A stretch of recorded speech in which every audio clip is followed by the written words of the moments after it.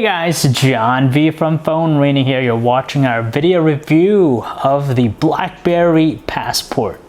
I'm not sure about you folks, but it's been a long time since we've seen a BlackBerry smartphone, so we're kind of eager about the Passport just because they've gone back to what BlackBerry's best known for.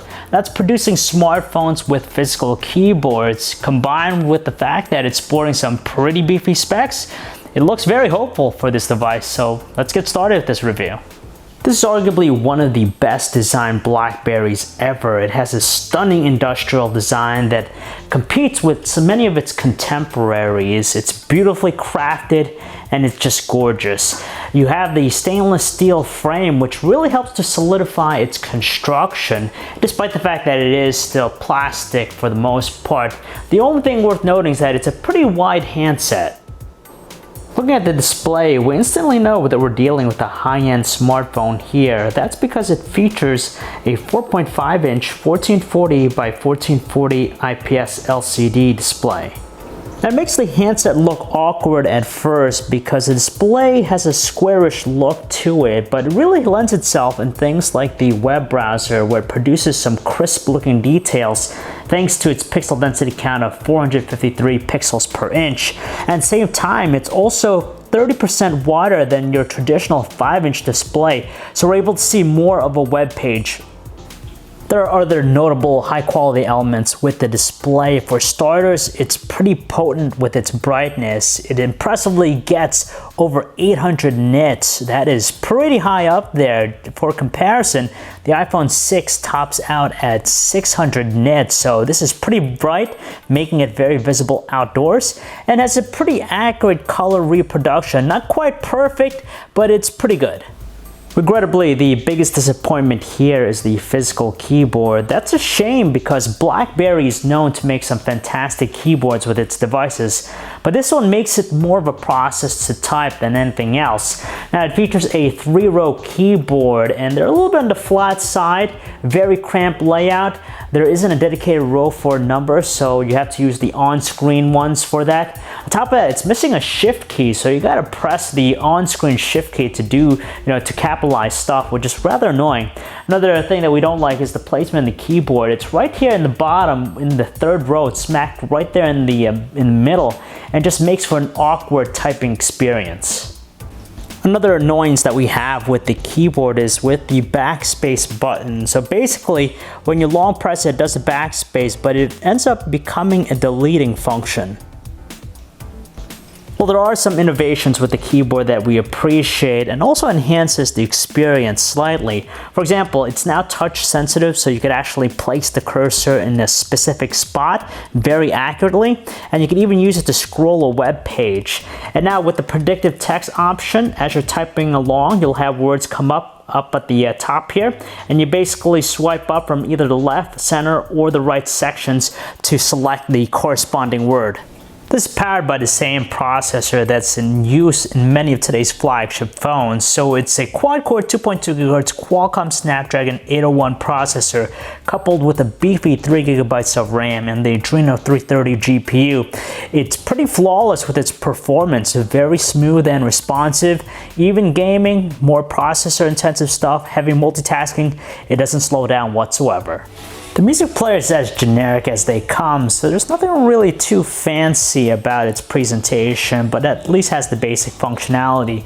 Now, the Passport is armed with 2 speakers along the bottom side of the handset, and it produces an amazing 82.2 decibels of power, so it's very strong and powerful. But at the loudest volume setting, it tends to exhibit a very unpleasant sharp tone. Honestly, it's not the most ideal device for watching videos because of its squarish display. Now, it plays videos smoothly, no problems at all. It's just that we're distracted by the boxy lines on the top and bottom here. The camera here reads nicely on paper. It packs along a 13 megapixel autofocus camera, which features an f2.0 aperture lens, a backside illuminated sensor, optical image stabilization. You have an LED flash and 1080p video recording. Now, the camera app itself is non-existent when it comes to manual controls, but it packs along some useful shooting modes like panoramic, HDR, burst, and a time shift mode.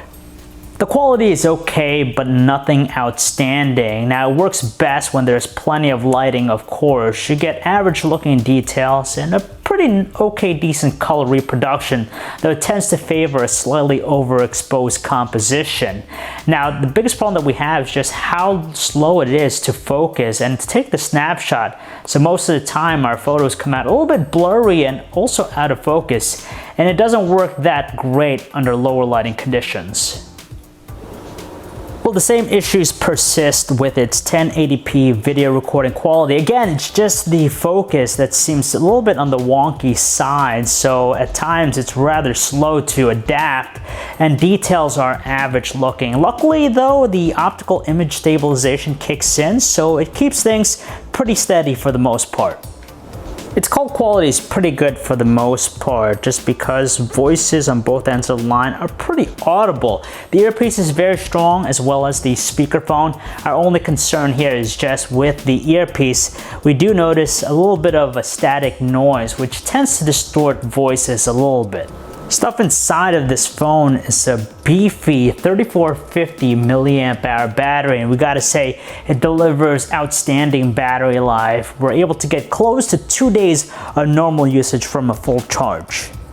Seriously, the Passport had a lot of potential, but it kind of failed in the area that mattered the most. The physical keyboard. It's just such a pain to use. Even for veteran users of BlackBerry smartphones, it's tough to get used to just because of the cramped styling, the weird placement of the spacebar, and the fact that the backspace button ends up becoming a deleting function.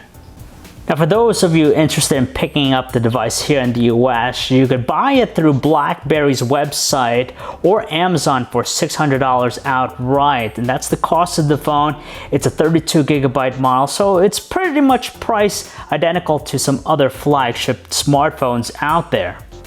For about the same price, you could pick up any of the other big flagship phones out there, like the G3, the iPhones, the Galaxy S5, the HTC One M8s. For the Passport, we'd only recommend it if you're a die-hard BlackBerry user, or if you're more into the enterprise aspect or productivity, because the display helps, and to an extent, the keyboard does too.